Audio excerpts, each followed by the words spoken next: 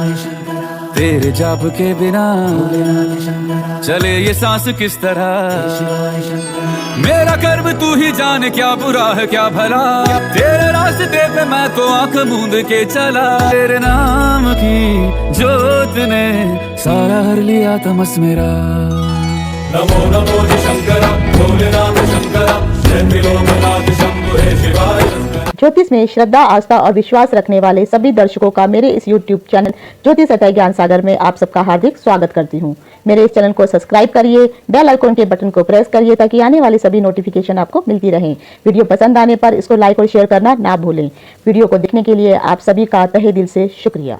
शिव भक्तों के लिए शिवरात्रि बहुत ही महत्वपूर्ण है। वैसे तो साल में देखा जाए तो 1, 2, 3 नहीं 12 महीने में 12 शिवरात्रियाँ आती हैं, लेकिन फाल्गुन मास के महीने में जो शिवरात्रि आती है उसे कहा जाता है महाशिवरात्रि।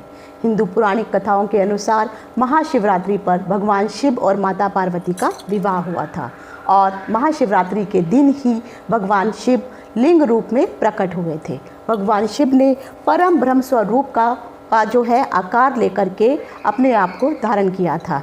हिंदू पंचांग के अनुसार इस वर्ष महाशिवरात्रि जो है 1 मार्च मंगलवार के दिन पड़ रही है। इस दिन महादेव का व्रत रखने के लिए बहुत सारे लोग इंतज़ार कर रहे हैं, क्योंकि ये व्रत रखने से महत्वपूर्ण तो है ही है, साथ में आपकी सौभाग्य की प्राप्ति होती है, समृद्धि आदि भी बढ़ती है।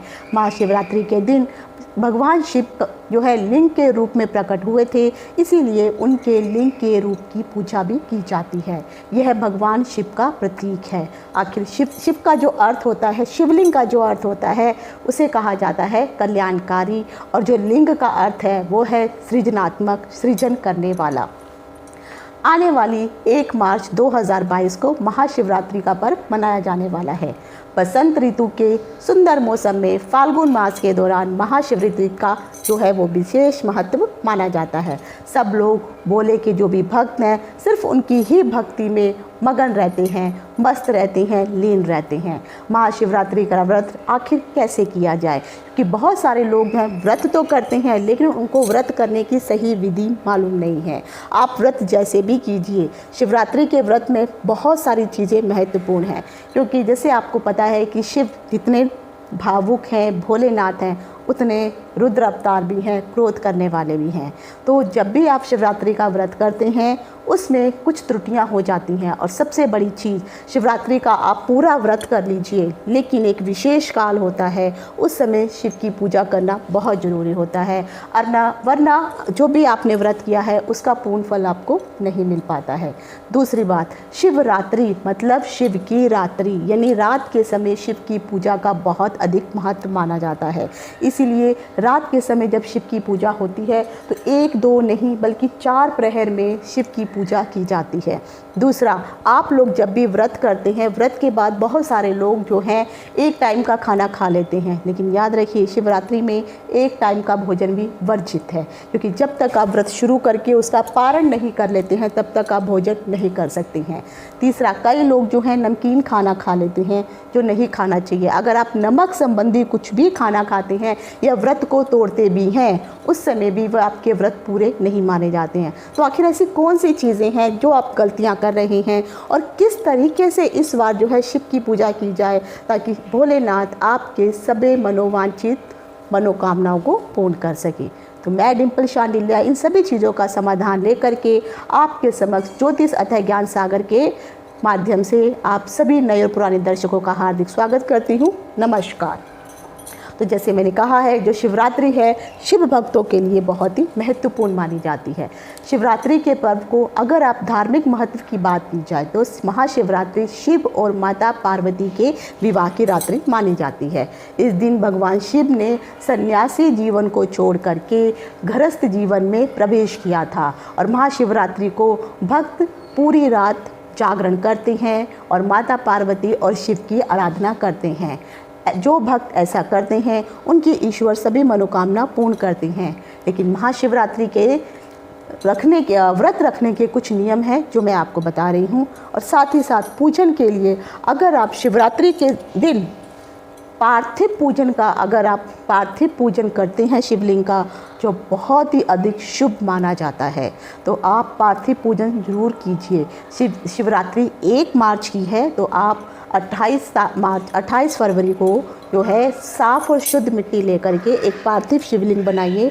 शिवलिंग कैसा होना चाहिए, कितनी ऊंचाई, कितनी निचाई, कितना अर्घा होना चाहिए, इस चीज़ की ऑलरेडी विधि जो है मैंने एक वीडियो बनाया है पार्थिव शिवलिंग के लिए। उसका लिंक मैं डिस्क्रिप्शन बॉक्स में दे दूँगी, वहाँ से आप देखिए कि किस हिसाब से वो पार्थिव शिवलिंग बनाना चाहिए। और फिर उसकी जब अगले दिन शिवरात्रि है तब आप पूजन कर सकते हैं। तो एक दिन पहले बना के रखेंगे, क्योंकि ये कच्ची मिट्टी से बनता है, तो अगले दिन इसका पूजन आप एक दिन में, क्योंकि गर्मी है मिट्टी जल्दी सूख जाएगी। शिवरात्रि का अगर आप व्रत करने वाले हैं तो कुछ नियमों का ज़रूर ध्यान रखिए। सबसे पहले महाशिवरात्रि का जब भी आप व्रत करने लगते हैं तो सुबह आप जो है शुभ ब्रह्म मुहूर्त में, जिसको कहा जाता है, सुबह सूर्य उदय से पहले ही आपको उठना पड़ता है। स्नान आदि करके नित्यक्रम करने के बाद आप शिव के आगे जा कर के जो है संकल्प लेना बहुत ज़रूरी है, क्योंकि बिना संकल्प लिए आप व्रत अगर रखते हैं वो व्रत आपका सफलित नहीं माना जाता है, क्योंकि आपको ये प्रण लेना पड़ता है ईश्वर के सामने कि आज से आप उनका व्रत करने वाले हैं। तो प्रण लेना बहुत ज़रूरी है। नंबर 2, व्रत के जितने भी नियम हैं उनको कठोरता से आपको पालन करना होता है, तभी जाके इस व्रत का आपको पूर्ण रूप से फल प्राप्त होगा। नंबर 3, साथ ही साथ महाशिवरात्रि का व्रत का जब भी आप पारण करते हैं उसे विधि पूर्वक ही उसका पारण करना चाहिए, क्योंकि बहुत सारे लोग क्या करते हैं, सुबह व्रत किया और शाम को व्रत खोल दिया, जो एकदम गलत है। क्योंकि जब आप व्रत करते हैं तो व्रत जो है चतुर्दशी के दिन शुरू होता है। तो चतुर्दशी के दिन जैसे अगर आप देखेंगे तो जो तिथि मैंने बताई है, चतुर्दशी जो तिथि है वो 1 मार्च मंगलवार को 3:16 पर रात्रि के समय शुरू हो जा रही है। तो यानी आप उस दिन जो है मंगलवार का दिन है, और ये अगले दिन जो है उस दिन सुबह ही यानी भोर से पहले ही ये तिथि शुरू हो जाएगी। तो जब आप उठेंगे उस समय जो है चतुर्दशी तिथि शुरू हो चुकी होगी। और यही चतुर्दशी तिथि का जो समापन है 2 मार्च को बुधवार को 1 बजे, यानी अगले दिन जो है जो सुबह का जो 1 बजेगा, रात्रि का जो 1 होगा 1 बजे समाप्त हो जाएगी। तो आपको जो व्रत जो करना है वो चतुर्दशी तिथि तक तो ही व्रत करना ही करना है। आप जब तक की तिथि समाप्त नहीं हो जाती आप व्रत तोड़ नहीं सकते हैं। तो ये चीज़ का ध्यान रखिए, यानी सूर्य उदय को जब चतुर्दशी तिथि होगी और जब सूर्य अस्त होने के बाद भी चतुर्दशी तिथि जारी रहेगी। तो जब तक वो तिथि समाप्त नहीं होगी तब तक आप, यानी मंगलवार तक आप इस व्रत का पारण जो है मंगलवार की सुबह करेंगे। आप सेम डे सोमवार के दिन इसका पारण नहीं कर सकते हैं। दूसरा, क्योंकि शिवरात्रि है तो पूरी रात्रि जो है आपको शिव की पूजा अर्चना करनी होती है। खासकर ये सब क्योंकि अगर आप शिव के जो नियम हैं वो बहुत ही, कोई भी पूजन अगर आप करते हैं तो बहुत महत्वपूर्ण है। खासकर शुभ मुहूर्तों का तो बहुत ही ज़्यादा महत्व माना गया है। भोलेनाथ क्योंकि जितने शांत है उतना ही अधिक वो गुस्सा भी करते हैं, क्रोधित भी होते हैं। तो इसमें भगवान शिव को इसीलिए स्वयं महाकाल की उपाधि दी गई है। ऐसे में शिव की पूजा के लिए शुभ मुहूर्त को जानना भी बहुत ज़रूरी है। महाशिवरात्रि का आखिर महत्व क्या होता है? महाशिवरात्रि के दिन सभी लोग जो है मंदिरों में जाते हैं, वहाँ पे भगवान को शिवलिंग का जो शिवलिंग है वहाँ पर पंचामृत या रुद्राभिषेक अवश्य करना चाहिए, ताकि वो जो है खुश हो सके। लेकिन एक बात बोलूँ, जितना महत्व रात्रि की पूजा का होता है मंदिरों में, क्योंकि मंदिर रात्रि को नहीं खुले होते हैं, रात के समय जो है मंदिर खुले भी रहते हैं शिवरात्रि के दिन, लेकिन रात्रि के समय शिवलिंग पे पानी चढ़ाना वर्जित माना जाता है।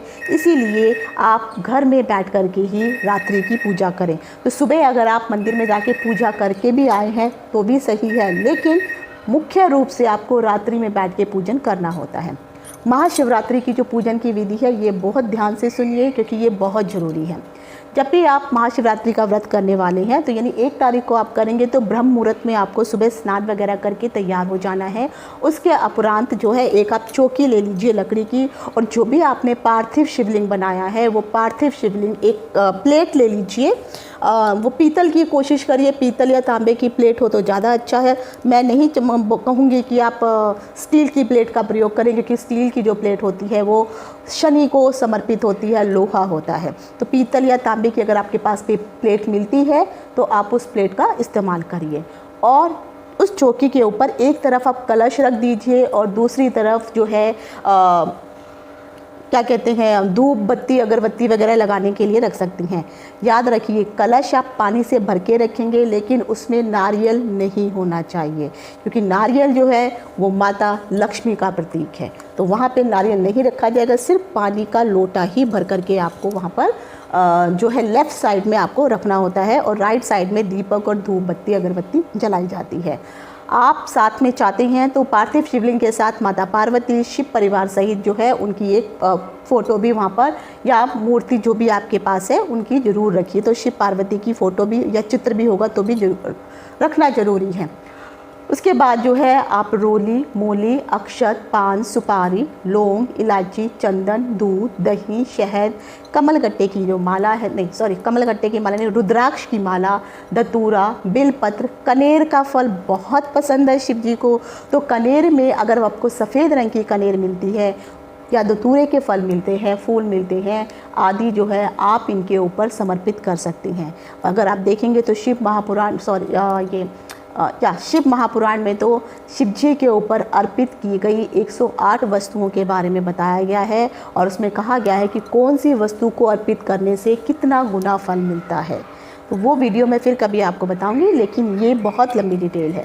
तो ये जो मैंने चीज़ें अगर आपको बताई हैं, अगर आपको सारी चीज़ें नहीं भी मिलती हैं तो पान, सुपारी, लौंग, इलायची ये सबके घर में रहती है। सुपारी आपको मार्केट में मिल ही जाएगी, लेकिन आपको जो है बिलपत्र, धतूरा, कनेर के फल के जो फूल है, और ख़ासकर जो भी किसी प्रकार का सीजनल फल है, ये आप ज़रूर ईश्वर को अर्पित कीजिए, और पंचामृत से स्नान जरूर उनका करवाइए। पंचामृत में आप जल, दूध, दही, शहद और शुद्ध घी, इन पांचों चीज़ों का मिश्रण बना करके आप पंचामृत बनाइए। पंचामृत बनाने की भी एक विधि होती है, इस विधि को भी आप ध्यान से सुनिए। अगर आपने 1 चम्मच घी लिया है तो उसके बदले 2 चम्मच आप शहद डालेंगे, फिर तीसरे जो है 3 चम्मच आप दूध डालिए, 4 चम्मच जो है आप जो है पानी ले सकते हैं, और जो 5 चम्मच है उसमें क्या कहते हैं, दूध, दही, जल ये डाल सकते हैं। तो यानी जो भी आप 5 चीज़ें डालेंगे हर मात्रा डबल होती जाएगी। तो उस चीज़ के हिसाब से यानी 1 चम्मच है, फिर 2, फिर 3, फिर 4, फिर 5, तो इस तरह से आप जो है पंचामृत बनाएंगे, तभी जाके ये पूर्ण रूप से पंचामृत तैयार होता है। पंचामृत बनाने के बाद जो है यदि आप रात्रि में जागरण करना बहुत ज़रूरी है, क्योंकि शिवरात्रि का मतलब है रात का ही पूजन होता है। तो ऐसे में जो भगवान शिव के जो हैं 4 प्रहरों में पूजा की जाती है, और वो 4 प्रहर में पूजा करना भी बहुत ज़रूरी है। मैंने एक वीडियो बनाया है कि प्रहर कितने प्रकार के होते हैं। देखा जाए तो कुल मिलाकर के 8 प्रहर होते हैं, जो 4 प्रहर दिन में होते हैं और 4 प्रहर रात्रि में होते हैं। तो रात्रि के 4 प्रहर बहुत ही महत्वपूर्ण होते हैं, उस 4 प्रहरों में ही आपको पूजन करना होगा। मैं आपको 4 प्रहरों का समय यहाँ बता दूँगी, आप वो नोट कर सकते हैं। साथ ही साथ जो है अगर आप रात्रि में मंदिर जाकर के भी जागरण करना चाहते हैं तो मंदिर में कर सकते हैं, और नहीं कर सकते हैं तो मैं ज़रूर कहूँगी कि आप इन 4 प्रहरों का पूजन तो घर में अवश्य कीजिए। और साथ ही साथ जो है शिवरात्रि के दिन जो है 4 प्रहर की पूजा होने के बावजूद जो सबसे महत्वपूर्ण पूजा होती है वो होती है निशीथ काल की। आपने 4 प्रहर में पूजा कर ली, लेकिन अगर निशीथ काल की पूजा नहीं की तब भी ये पूजा पूर्ण नहीं मानी जाती है। तो सबसे पहले तो ये होता है कि आखिर ये 4 प्रहर की पूजा का विधान क्या होता है। मान्यता के अनुसार शास्त्रों में ये कहा गया है कि इस दिन भगवान की पूजा रात्रि के समय 1 बार या फिर संभव हो तो 4 बार अवश्य करनी चाहिए। वेदों का वचन है कि रात्रि में 4 प्रहर होते हैं, और इसमें से 4 प्रहर में भगवान शिव की पूजा जो है इन चारों प्रहर में अगर की जाती है तो अत्यंत ही फलदायक मानी जाती है। इस पूजा करने से आपकी सभी प्रकार की मनोकामनाएं पूर्ण होती हैं। अब आता है कि आखिर निषेध क्या होता है। निषेध काल जो होता है, अगर आप पौराणिक धार्मिक पुस्तकें पढ़ते हैं तो उनके अनुसार कहा जाता है निषेध काल रात्रि का एक ऐसा कल्पित समय होता है जिसको एक जो है कल्पित पुत्र का नाम दिया गया है, जिसका अर्थ होता है तीक्ष्ण रात्रि, बहुत ही ज़्यादा प्रभाव देने वाली रात्रि।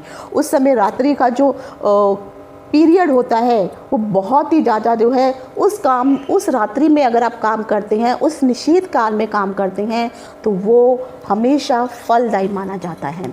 तो जो तीक्ष्ण रात्रि होती है, तो शिवरात्रि पर रात्रि के समय महादेव की अगर पूजा करने के लिए निषेध काल सबसे अधिक जो है सर्वश्रेष्ठ माना गया है। पौराणिक मान्यताएं कहती हैं कि जब भगवान शिव शिवलिंग के रूप में प्रकट हुए थे पृथ्वी पर, तब उस समय निशीत काल का ही समय था। इसलिए यही कारण है कि शिव जी के मंदिरों में शिवलिंग का जब आप शिवलिंग उदय का जब पूजन किया जाता है और या उनका जो अनुष्ठान होता है, तो उस समय निशीत काल का बहुत महत्व माना जाता है और रात्रि के समय यह पूजन किया जाता है। इसके अलावा यह दिन जो है भगवान शिव के विवाह का दिन भी होता है, इसीलिए रात्रि में जागकर चारों प्रहरों की पूजा की जानी चाहिए और इन चारों प्रहरों का विधान माना गया है। अब मैं आपको बता रही हूँ कि कौन सा प्रहर कितने बजे शुरू हो रहा है। मैं यहाँ समय लिख रही हूँ, आप ये नोट कर सकते हैं। तो सबसे पहले जो है शिवरात्रि का जो पहला प्रहर आपका शुरू होगा वो 1 मार्च के दिन जो है वो शुरू होगा और ये होने वाला है, पहला प्रहर है 6:21 से। ये शाम का समय है, 21 मिनट यानी PM से जो है ये समय जो समाप्त होने वाला है 9:27 तक। तो ये आपका एक प्रहर हो जाएगा। उसके बाद जो आपका दूसरा प्रहर शुरू होगा वो दूसरा प्रहर है 9:27 से लेकर के ये आपका दूसरा प्रहर चलेगा रात्रि के 12:33 तक। ये दूसरा प्रहर हो गया। उसके बाद आपका होता है तीसरा प्रहर। तो तीसरा प्रहर है, क्योंकि रात के 12 बज जाएंगे तो 2 मार्च शुरू हो जाएगी, लेकिन ग्रेगोरियन कैलेंडर के अनुसार जिस तिथि का दिन होता है उसी तिथि की रात्रि मानी जाती है। तो रात्रि में 12:33 को से लेकर के तीसरा जो प्रहर आपका चलने वाला है वो सुबह के 3:39 तक रहेगा। ये आपका तीसरा प्रहर है। उसके बाद आपका आता है चौथा प्रहर। चौथा प्रहर भी जो है आपका 3:39 से लेकर के ये प्रहर जो है अगले दिन तक जो चलेगा वो सुबह 6:45 तक रहने वाला है। तो ये आपका चौथा प्रहर चलने वाला है। तो इस प्रकार से जो है ये आपके 4 प्रहर हो जाएंगे। इन चारों प्रहरों के अनुसार आपको पूरा शिव जी की पूजा अर्चना करनी है। अब आ जाता है आखिर निशीत काल का समय क्या है। तो जो आपका निशीत काल का समय है ये रात्रि को होगा 12:26 से लेकर के ये है निशीत काल 1:15 तक। तो ये आपका निशीत काल का समय है। इस समय पूजा अर्चना करना बहुत ही ज़रूरी है। और जब आप व्रत का पारण करने वाले होंगे तो व्रत का पारण जो है अगले दिन आप सुबह फिर से उठेंगे, जब आप क्योंकि मॉर्निंग के समय जब आप उठेंगे फिर से आपको जब निशीत काल की पूजा होने के बाद जब आप चौथे प्रहर की पूजा करने के लिए जाएंगे तो उस समय ब्रह्म मुहूर्त शुरू हो चुका होगा। आप फिर से स्नान कीजिए और स्नान करने के बाद फिर जो आखिरी चौथे प्रहर की जो पूजा होती है उस पूजा को आप 3:39 से लेकर 6:45 के बीच तक आप उस पूजा को ख़त्म कर लीजिए। और उसके बाद जो है आपकी जो तिथि भी है ये समाप्त हो चुकी होगी। फिर आप जो है भगवान को उस भोग लगाइए प्रसाद के रूप में, जो भी आप फिर अगले दिन जब आप सुबह मंगलवार का जब दिन होगा चौथे प्रहर के बाद हर प्रहर में आपको याद रखिए, जब भी आप प्रहर में पूजा करेंगे हर प्रहर के बाद हो सके तो आप चालीसा का जो शिव चालीसा है उसका पाठ करिए, ओम नमः शिवाय के मंत्रों का जाप करिए, 108 बार जाप करिए, या शिव की जो गायत्री मंत्र है उनका जाप करिए, या आपके पास शिव पुराण है तो उसका पाठ पढ़िए। लेकिन पूजा कम से कम जब भी आप इस काल में करेंगे तो कम से कम 20 से 25 मिनट आपको पूजा अवश्य करनी है। और हर बार जब भी आप जिस भी काल में पूजा करेंगे पूरे विधि विधान से वही स्नान करवाना, पंचामृत उनके ऊपर चढ़ाना, बेल पत्र आदि ये सब उनको अर्पित करना, पूरा जिस तरह से आपने शुरुआत में पूजा शुरू की थी उसी तरह से आखिरी तक पूजा का विधान रहेगा। अगर आप उनको फल फ्रूट भी चढ़ाते हैं तो 4 बार ही आपको फल फ्रूट चढ़ाने हैं, 4 बार ही उनका स्नान करना है, 4 बार ही पंचामृत चढ़ाना है, 4 बार ही उनको वस्त्र अर्पित करने हैं, वस्त्र सुगंध फूल जो भी हैं। तो पूरी विधि विधान से इस प्रकार से आप इनका करेंगे और अंत में जाके जो आखिरी प्रहर होगा तब जा कर के आप इनकी आरती करेंगे। तो इस प्रकार से जब शिव की आरती हो जाएगी और फिर प्रसाद के रूप में कुछ भी मीठा इनको अर्पित कीजिए, चाहे खीर कीजिए या जो भी आपने मीठा बनाया है वो उनको अर्पित कीजिए और फिर जा कर के आप उस प्रसाद को भोग के रूप में ग्रहण करिए, तभी जा कर के आपके व्रत का पारण होगा। और याद रखिए उस दिन आपको नमक बिल्कुल भी नहीं खाना है। बहुत से लोगों की मान्यता है कि सेंधा नमक खा सकते हैं, नहीं, सेंधा नमक सिर्फ नवरात्रों में खाने को दिया जाता है, क्योंकि लोग 9 दिन का व्रत करते हैं और 9 दिन तक बिना नमक के नहीं रहा जाता है, इसीलिए सेंधा नमक खाने का विधान बनाया गया है। लेकिन शिवरात्रि का दिन, रात्रि की पूजा एक ही दिन होती है, तो उस दिन नमक, जितने भी व्रत हैं जो एक दिन के लिए किए जाते हैं, नमक ना खाने का विधान होता है। तो ये मैंने आज आपको सारी विधि आपको बताई है कि किस तरह से आप शिवरात्रि का पूजन करेंगे, तभी आपको शिव भगवान, और जो भी अभी तक आपने गलतियाँ की हैं उन गलतियों और त्रुटियों को की माफ़ी मांगते हुए शिव भगवान की पूजा अर्चना कीजिए, विधि विधान से कीजिए। देखिए शिव भगवान कैसे आप पे प्रसन्न नहीं होंगे। मैं अपने अगले वीडियो में मैं आपको कुछ उपाय बताऊंगी कि शिवरात्रि से संबंधित आप कुछ उपाय कर सकते हैं। उन उपायों को करने से जो है आपको लाभ होने वाला है। आज यहीं तक। इति शुभम। नमस्कार।